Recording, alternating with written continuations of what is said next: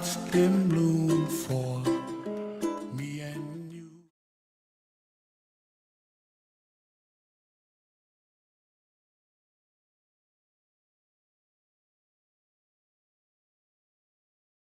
It's not an appropriate thing to do.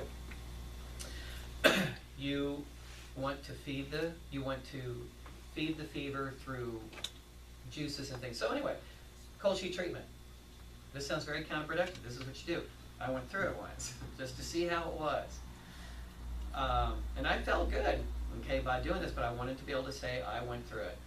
You put the patient in a bath, a nice hot bath, and you make them drink diaphragmatics. Diaphoretic means anything that will cause you to sweat.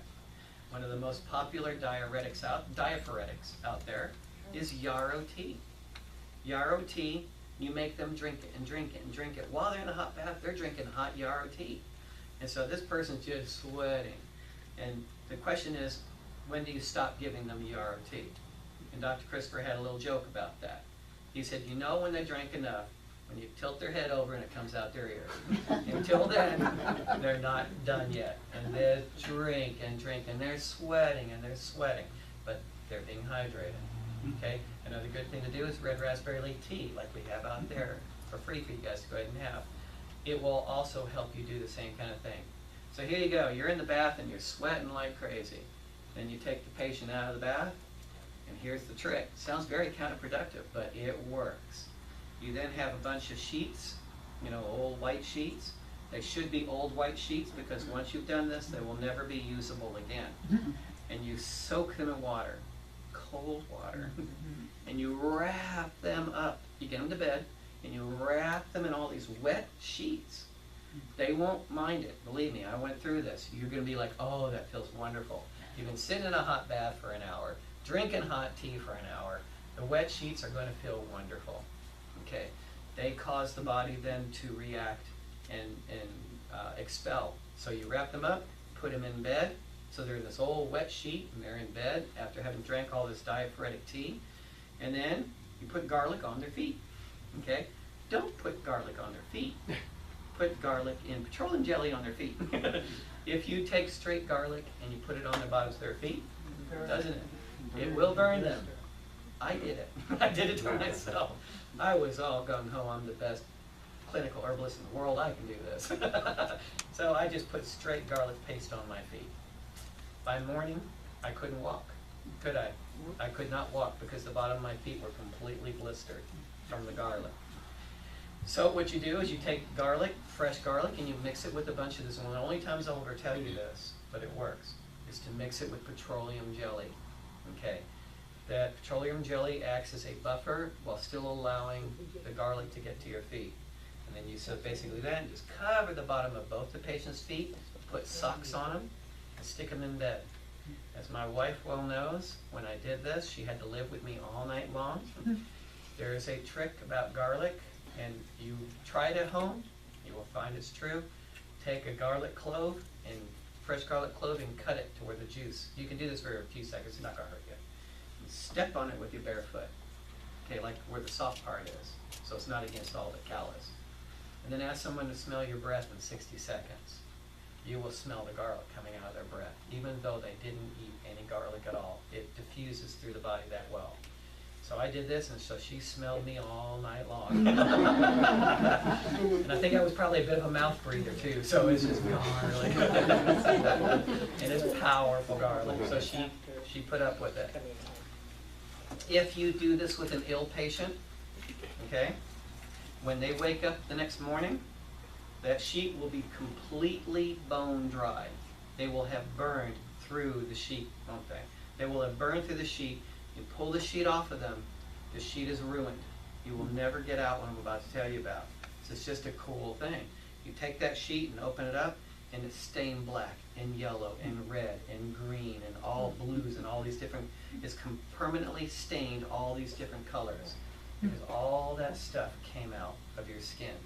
All the sweating caused it, and all these chemicals and toxins came out, and the sheet will be permanently stained, all these different colors. Rather stained than dead. So it works very well. So that's called the cold sheet treatment. okay? It works on every kind of infectious illness I've ever seen. I'm practicing for 15 years, and I have seen this work before. All right.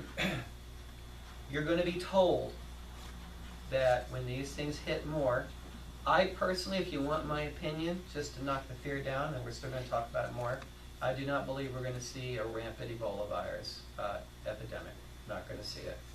There will still be some that will get it. There will still be many that will die, but it won't be rampant in the United States. That's not our problem here. Our problem is the flu virus that causes most of the deaths in the United States, 35,000 a year. All right, and in some years there's more, because the flu does mutate and change each year. That's why the vaccine is at best 25% effective. That's all there is to it.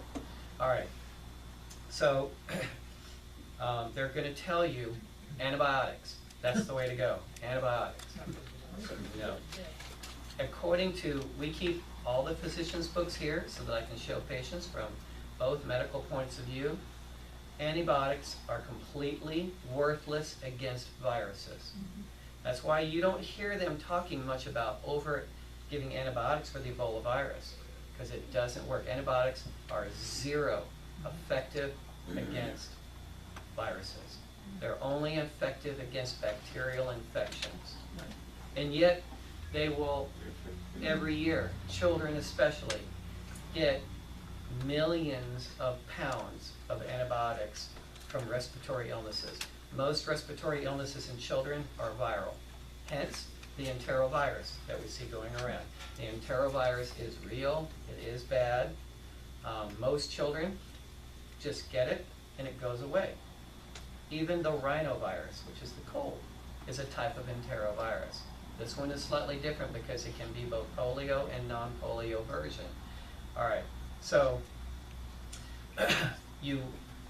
antibiotics. Back in the 1970s, there was 1.5 million pounds of antibiotics made every year. 1.5 million pounds. That's a lot. That's a lot. In the 1990s, it had already gotten up to 50 million pounds of antibiotics being made every year in the United States. 50 million pounds, all right? Because they're being given willy-nilly. When antibiotics were first discovered in the early 1900s, it was, and I agree, it was considered a godsend. Wow, we have this amazing thing that is able to take out all the septic poisoning that we had during the First World Wars, because septic poisoning was rampant back then. English soldiers got it more than American soldiers. Why? Here's a weird fact. Many, many illnesses during, gunshots are stomach shots, all right? Because when you're going to shoot somebody, where are you going to shoot? You're going to shoot at a little body part or in the core, because you want to hit them in the core. It's a better chance of hitting them. So English soldiers were getting shot in the stomach all the time. English soldiers loved tea. They drank tea even during battle. Drink tea, and this is normal black tea, and things like that. When they got shot in the stomach, all that tea with all its sugar, all its cream, then leaked out into the abdominal cavity. And most English soldiers that got shot in the stomach got septic poisoning, because all the tea literally leaked out into their abdominal cavity and gave them septic poisoning. All right, so they started giving antibiotics to these in the very beginning, and they saved lives. Antibiotics were meant to be life and death. We have nothing else we can do. Got to do something. So penicillin, and it worked. It worked great. But because we now have 50 million pounds of antibiotics being made every year, there are many illnesses today that are only one antibiotic away from being totally resistant to everything, because they've so overdone it that the bacteria has basically evolved around it. So there are many diseases today that have no known cure with antibiotics, because the bacteria has become resistant to it. All right, so one of the things that came out is the CDC has finally admitted that antibiotics actually suppress the immune system. When you give someone an antibiotic to fight the disease, it actually shuts their immune system partly down. That's why they did a study with children. They had I think it was 4,000 kids. Half of them, they did a study on these kids. Half of them, they gave antibiotics. Half of them, they did not. So the children that didn't get antibiotics just got, as it's put, good supportive clinical care. Keep them well hydrated, keep them well fed, try to keep them going through it. The other children got antibiotics. The children that got antibiotics had an 8 times greater reciprocity for returning back to the doctor. 8 times greater going back to the doctor for the same illness versus those that went initially and never got antibiotics. They were 1/8 the amount going back to this doctor for the same illness, so they don't work. Okay, so let me go over some of these things so we can recognize them, then I'm going to tell you what you can do to get through it. And it's very, very easy. Some of the things I'm going to tell you you're not going to like eating better. I saw that look.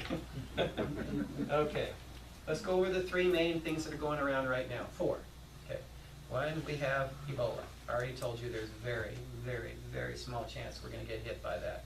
We have a much greater chance of getting hit in the next few years by a new type of the avian flu. That is a very serious issue. You've heard of the avian flu, the bird flu. Okay, it was these kind of flus back around 1918 that caused millions and millions of deaths around the world. We're going to get it again. It's going to happen because animals are not, and I'm not up here trying to act like PETA. I'm not up here, I'm just telling you a medical fact that the way animals are being raised today incredibly encourages rampant illnesses and plagues because they're not being kept. You go into the standard chicken factory. I've been there, I've seen them. You walk in and these are the ones that say, so this is the better of them? Not really. They're saying our chickens are free range. What they mean by free range chickens is you walk into their buildings and they're like multiple football field size buildings with millions and millions of chickens in there. And they're all free range. They're not in cages. They're walking around on the dirt. Okay, but there's millions and millions of them, so they're all packed tight. They're all smelling the ammonia from their urine. They're stepping in each, I can go on and on, you know how disgusting it is. That's what causes the bird flu. Being in those kind of environments, their lungs are now, their immune system has been highly suppressed because of you sit in your own urine day after day after day, and your lungs are going to burn, you're going to be open to respiratory illnesses, and hence we have mutations of the bird flu, things like that. That's where they're coming from. That's not getting fixed. That is going to be one of the next big epidemics coming. So you got the enterovirus. The enterovirus, we've heard, we're actually now getting some children that are actually becoming paralyzed from it.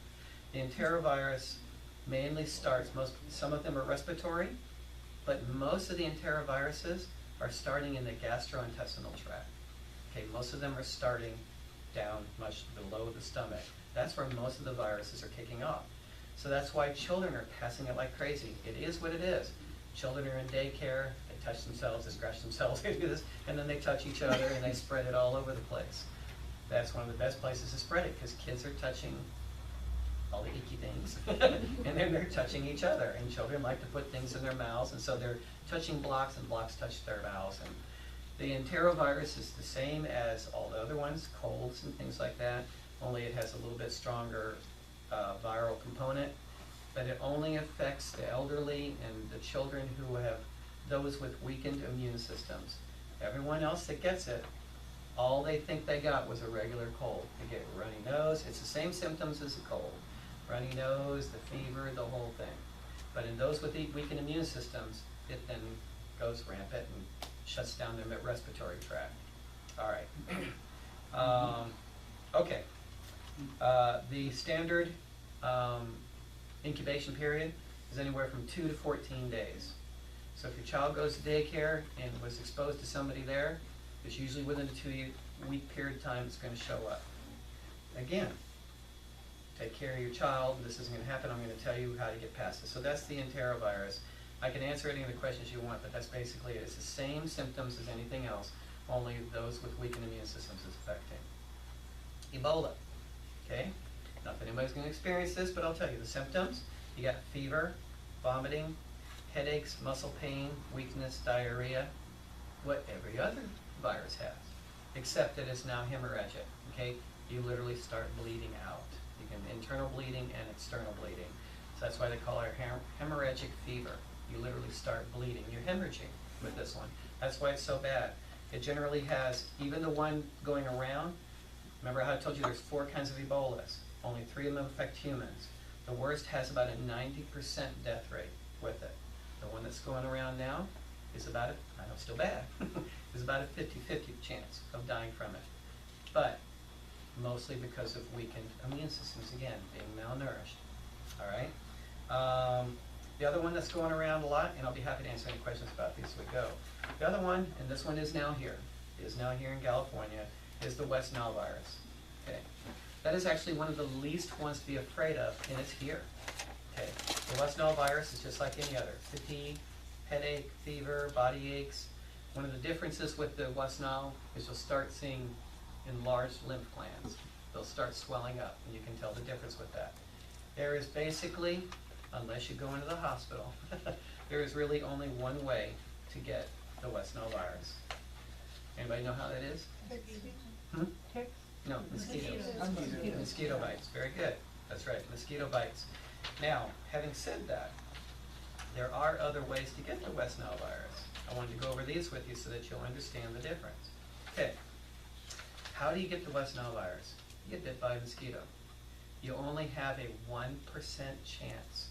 If a mosquito bites you that actually has it, and you get bit, there's still only a 1% chance you're actually going to get the virus. Only 1%. So 99% chance you can be bitten by a mosquito that's infected, you won't get it. So those that do get it, why are they getting it? Anybody know? That's right, exactly. It always boils down to how strong is the host, when they got it. So West Nile is not transmitted, as they were saying. They know it's better now. They were saying by handling live or dead birds. Well, in general, you shouldn't handle dead birds anyway. But you don't get it from handling dead birds. You don't get it from casual contact with someone else. You have West Nile, you and I hug each other, I will not get the West Nile virus. Okay? You can only get it from a mosquito bite, or if you're in the hospital for the West Nile virus. Okay? You can get it from blood transfusions. You can get it from organ transplants. You can get it from exposure in a laboratory setting. You're in a laboratory and you're dealing with West Nile and oops, I spilled it on my face. Okay, those kind of things. And believe me, that actually does happen. All right?